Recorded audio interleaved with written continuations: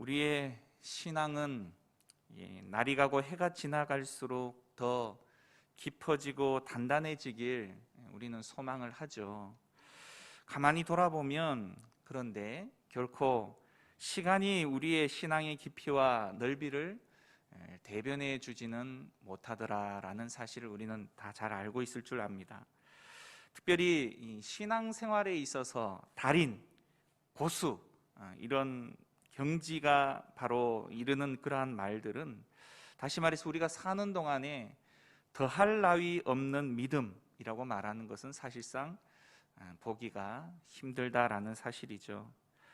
항상 우리의 믿음이라는 것을 살펴보면 모자라고 부족하고 또 연약하고 늘 채워지고 더해지고 또한 강해져야만 하는 것이 바로 하나님과 우리 사이의 관계가 아닌가라는 생각을 해봅니다.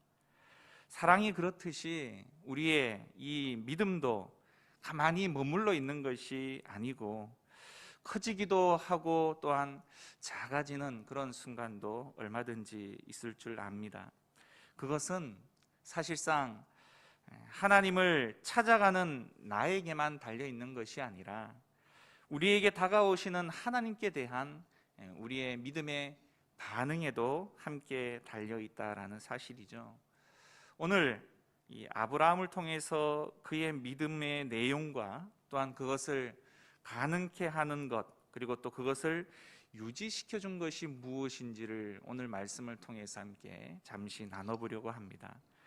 먼저 1절의 말씀을 기준으로 해서 목숨을 아끼지 않고 이 동방 왕들에게 사로잡힌 조카 롯을 구해온 아브라함이었습니다.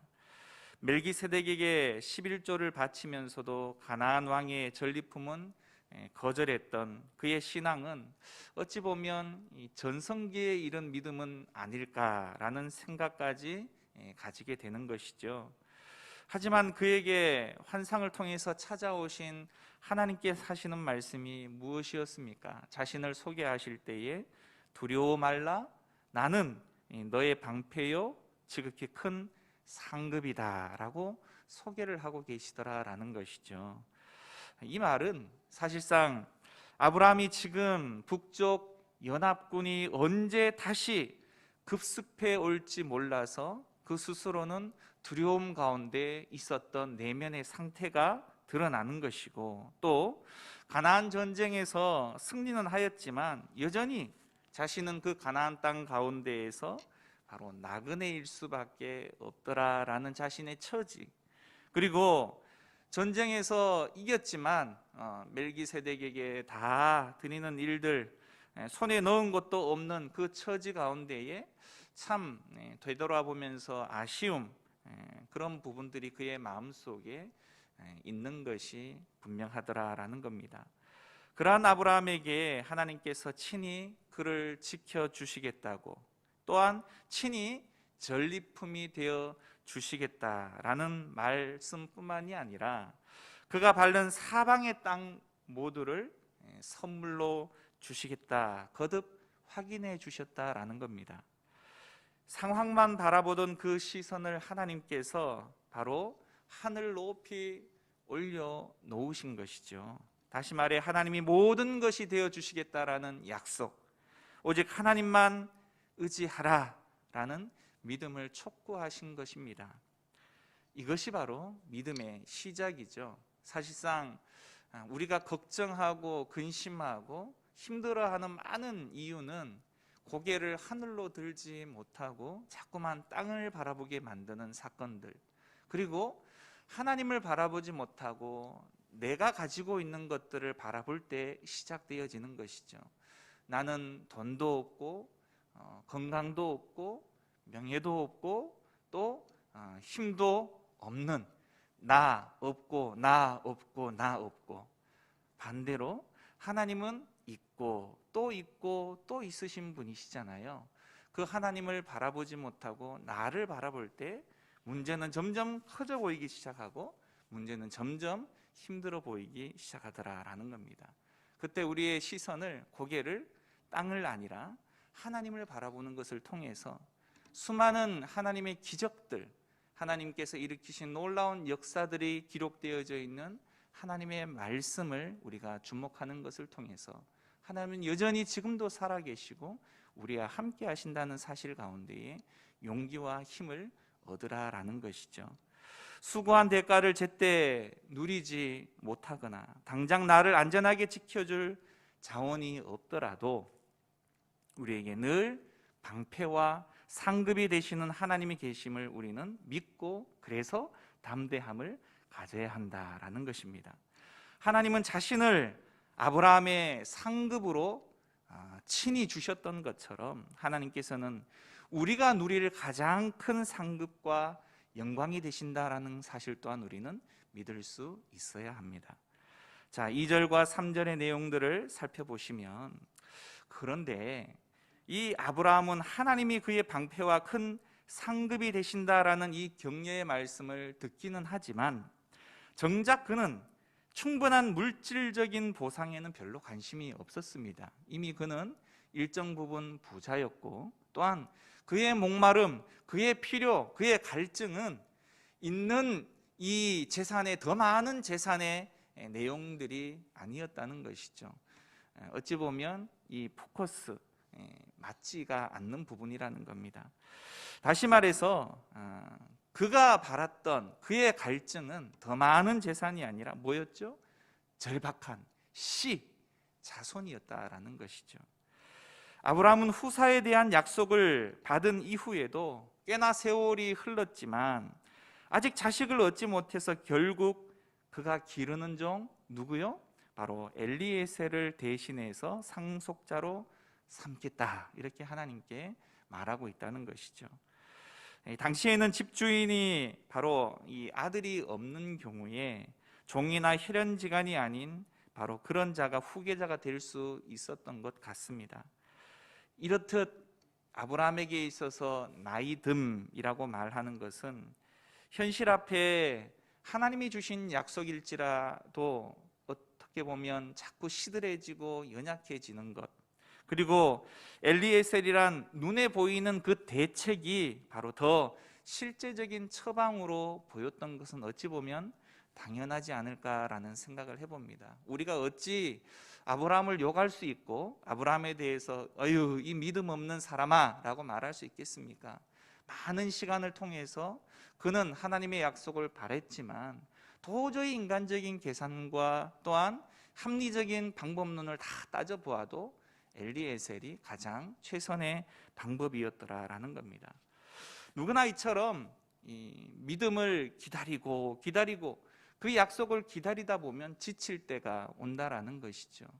다른 사람은 다 벌써 출발해 버렸고 어느 정도 결승 지점까지 다 도달해 가고 있는데 나는 아직 출발도 하지 못한 것 같은 상황. 우리의 마음이 얼마나 조급하고 답답하겠습니까?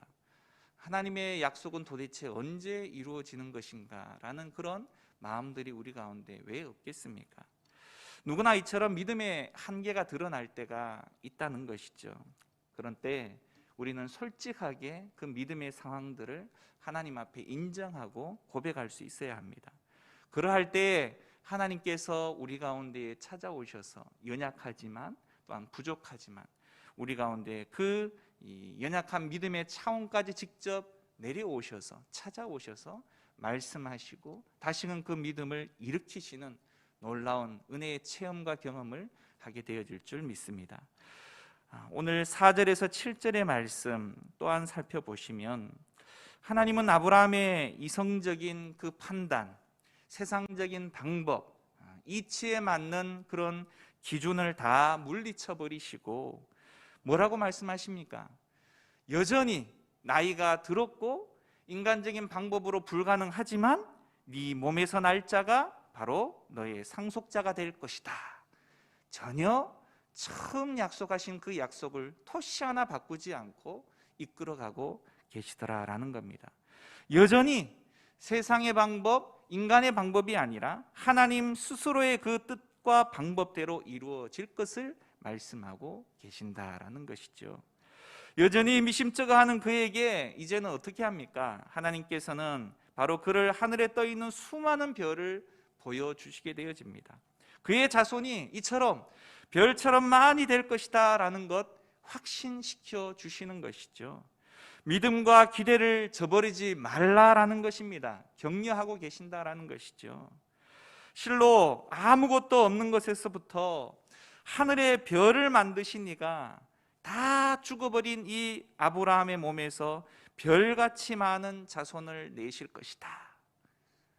어떻습니까? 여러분은 믿어지십니까? 그러니 아브라함이 보아야 할 것은 자기 몸, 70이 넘고 80이 넘는 자기 몸이 아니라 바로 하나님의 이 약속을 붙들라라는 것이죠. 또한 눈에 보이는 양자가 아니라 바로 창조주 하나님이 일으키실 그 능력을 바라보라는 것입니다. 아브라함은 그래서 바랄 수 없는 중에 도저히 지금의 시간, 지금의 상황 다 떨쳐버리고 바로 하나님께서 약속하신 그 약속을 바라는 것, 그것을 믿었다는 것이죠. 하나님은 그 믿음을 보시고 뭐라고 합니까? 의로 여겨 주셨다라는 것입니다. 바울이 설명한 것처럼 아브라함이 바랄 수 없는 중에 바라고 믿었기 때문에 그를 의롭다 하였다라는 것입니다.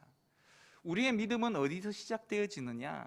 내가 계산할 수 있는 영역, 내가 측정할 수 있는 영역에서부터 시작되는 것이 아니라 그것을 뛰어넘는 순간 믿음은 이제 실제로 우리의 삶 가운데 찾아오게 되어진다는 것입니다.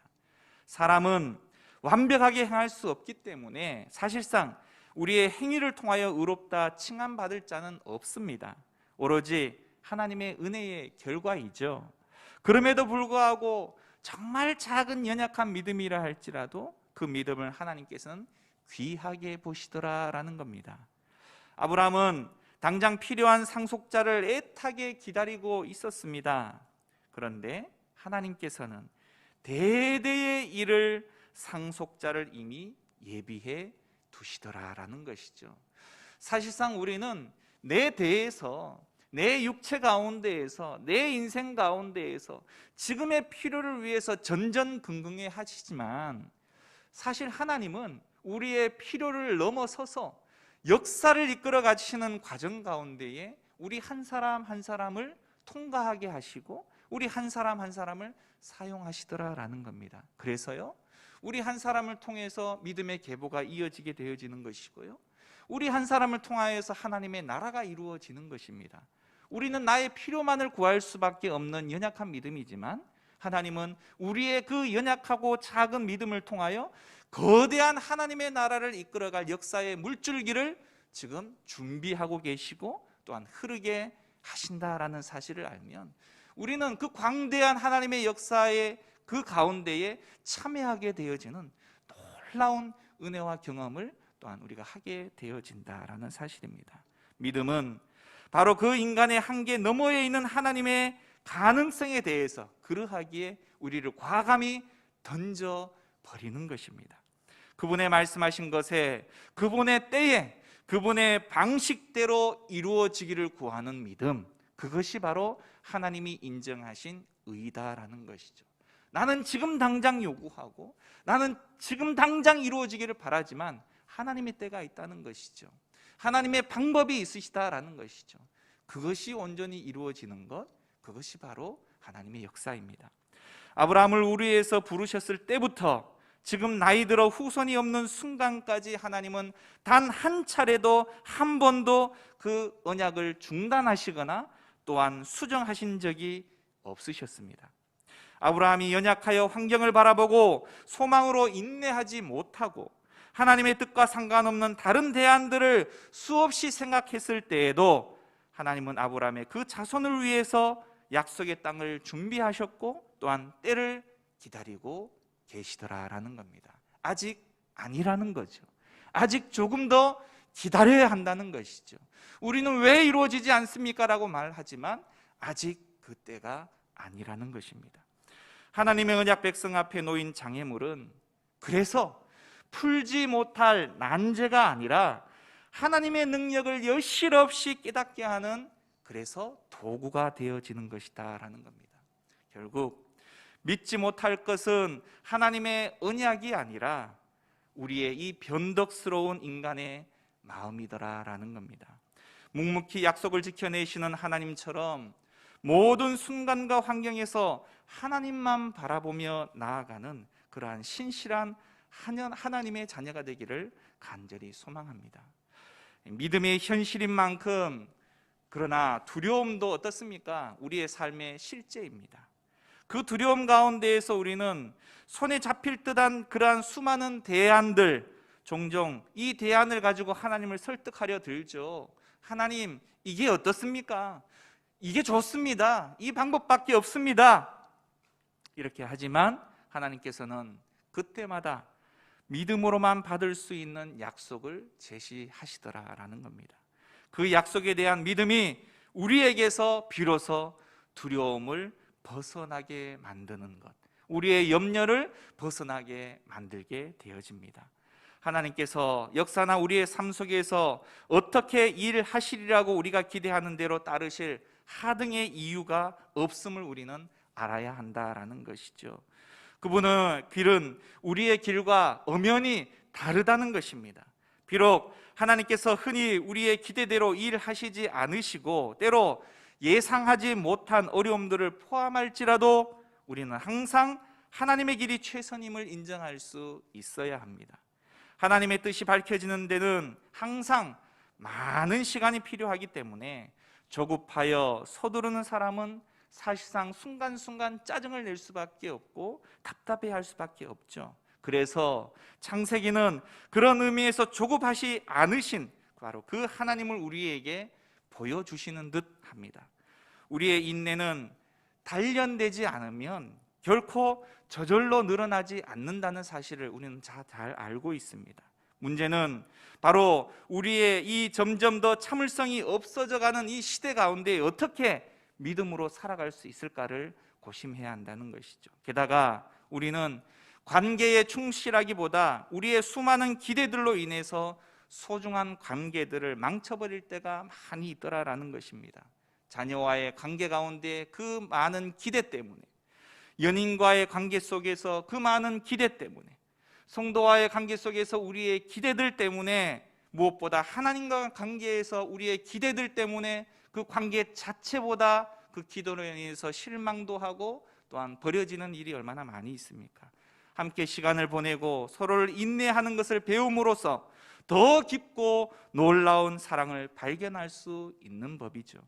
만약 하나님이 참으로 우리에게 중요한 분이시라면 우리는 그분과의 관계에 더 많은 시간을 보내고 인내로서 말로 다 설명할 수 없는 현실의 수많은 문제들을 감내할 수 있어야 한다는 것입니다. 따라서 우리는 항상 내일에 대해서 궁금해하거나 걱정하는 대신에 현재에 집중하고 현재에 감사하며 소중히 여길 줄 알아야 합니다. 믿음의 삶은 그래서 오늘의 관계를 소중히 여기고 다가오는 내일에 대해서 겸허히 받아들이는 것입니다. 특히 우리는 하나님이 행하시겠다라고 말씀하신 바 우리를 돌아보시겠다라는 그 믿음, 그분이 선하심에 대한 믿음, 거기에 우리의 생명을 걸어야 한다라는 것이죠.